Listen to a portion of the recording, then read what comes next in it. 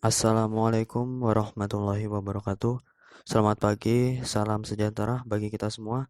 Sebelumnya kami mengucapkan terima kasih atas semua bantuan dan kesehatan serta kelancaran yang diberikan Allah Subhanahu wa taala sehingga kami dapat menyelesaikan tugas ini. Kami dari kelompok 4 perkenankan kami untuk menjelaskan secara singkat tentang kajian kami yakni iman dan pengaruhnya dalam kehidupan. Adapun beberapa hal yang akan kami bahas yaitu yang pertama hakikat iman, hubungan iman ilmu dengan amal, sifat dan karakteristik orang beriman, dan yang terakhir yaitu hal-hal yang dapat merusak dan mentiadakan iman. Pengertian iman menurut bahasa atau etimologi yang berarti percaya atau membenarkan yang diambil dari kata kerja bahasa Arab yaitu amana dan yu'minu. Iman menurut pandangan Islam adalah percaya serta membenarkan atas ajaran yang telah disampaikan oleh para utusan Allah yang telah diamanahkan untuk menyebarkan ajaran yang benar. Iman ditunjukkan kepada Allah, kitab-kitab, nabi, rasul serta kepada hari akhir dan takdir yang telah ditetapkan kepada para makhluk ciptaannya. Pengertian Islam. Menurut bahasa, Islam adalah salah satu agama dari kelompok agama yang diterima oleh seorang nabi. Islam merupakan agama yang dianut oleh 1,8 miliar orang yang ada di seluruh dunia. Menurut Umar bin Khattab radhiyallahu anhu, Islam adalah agama yang diturunkan kepada Nabi Muhammad SAW. Agama ini meliputi akidah, syariah, dan akhlak. Hakikat iman. Iman menurut bahasa adalah kepercayaan secara mutlak atau total. Iman menurut syariat adalah keyakinan dengan hati, mengikuti dengan lisan, dan mengerjakan dengan amal perbuatan. Iman menurut hakikat terdapat pada surat Al-Hadid ayat 16 yang berbunyi, "Belumkah datang waktu bagi orang-orang yang beriman untuk tunduk hati mereka mengingat Allah dan kebenaran dan kepada kebenaran yang telah diturunkan kepada mereka. Dan janganlah mereka seperti orang-orang yang sebelumnya telah diturunkan Alkitab kepadanya.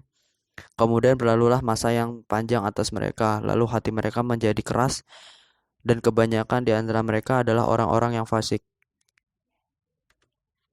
Hubungan iman, ilmu, dan amal. Hubungan antara Islam, ilmu, iman, dan amal adalah hubungan yang terintegrasi ke dalam agama Islam sebagai ajaran paradigma Islam. Adapun tingkat keimanan seorang muslim adalah yang pertama yaitu muslim. Muslim adalah orang yang mengaku Islam. Namun orang muslim ini hanya mempercayai bahwa Allah adalah Tuhan dan hanya menganggap Islam sebagai uh, identitas semata. Yang kedua yaitu mukmin. Mukmin ini adalah orang yang beriman dan selalu mengkaji ajaran Islam untuk menjadi lebih baik ke depannya. Yang ketiga yaitu muhsin. Muhsin ini adalah orang yang memperbaiki perbuatan agar menjadi lebih baik. Yang keempat yaitu mukhlis. Mukhlis ini adalah orang yang ikhlas dalam beribadah. Dan yang terakhir adalah muttaqin. Muttaqin ini adalah orang yang sangat bertakwa dan tingkatan ini adalah tingkatan yang paling tertinggi. Selanjutnya itu karakteristik dan sifat orang beriman. Yang pertama menjauhkan diri dari kegiatan yang sia-sia. Yang kedua yang senang mendengarkan bacaan ayat Al-Quran. Yang ketiga menunaikan zakat.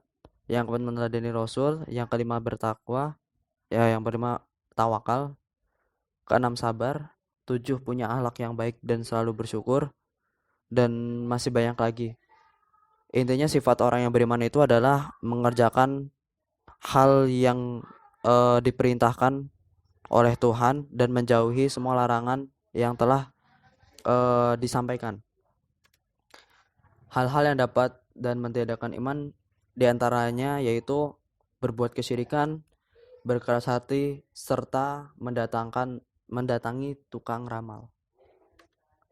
Ancaman bagi orang syirik. Allah Subhanahu wa taala tidak akan mengampuni orang yang berbuat syirik kepadanya jika ia mati dalam kemusyrikan dan tidak bertawad kepada Allah. Diharamkannya surga bagi orang musyrik. Syirik menghapus pahala seluruh amal kebaikan. Dalam Quran surat Az-Zumar ayat 65 dijelaskan, dan sesungguhnya telah diriwayatkan kepadamu dan kepada nabi-nabi sebelummu. Jika kamu mempersekutukan Allah, niscaya akan hapus amalmu dan tentulah kamu termasuk orang-orang yang merugi.